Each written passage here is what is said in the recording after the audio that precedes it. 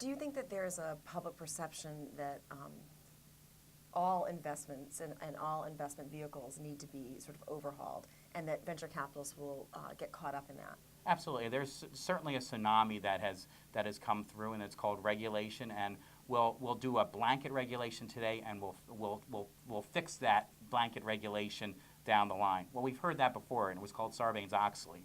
If you remember, we're going to pass Sarbanes-Oxley. We understand this is extremely broad brush, and then we'll go back and fix it for smaller companies or for different entities. And here it is many, many years later, and have they fixed it? No.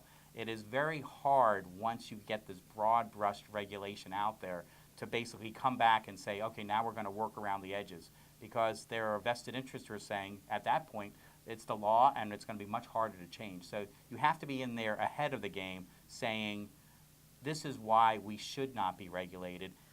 Treasury Secretary Tim Geithner has talked about overhauling the regulations for the financial services Right. industry. Where do you see venture capital fitting in there? I don't actually see it fitting in the respect that we are such a small industry. We only invest $30 billion a year in companies across the United States. Our contribution is 0.2% of GDP when it comes to the amount of money that we're investing. Now that 0.2% becomes 18, 19% of US GDP. But we are really a tiny asset class. And when you look at what Secretary Geithner is talking about, he's saying, what are the areas where an entity could cause quote unquote financial instability in the marketplace? I don't think $30 billion, or even our total capital under management of about $200 billion, can really have that financial instability.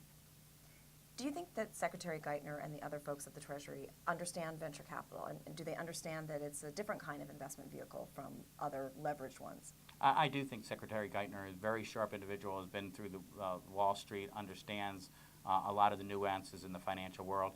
He has an extremely difficult job right now. He's basically up there in Treasury by himself. There are not a lot of other folks that have been appointed yet to Treasury, and I think he's doing the best he can under very, very difficult circumstances.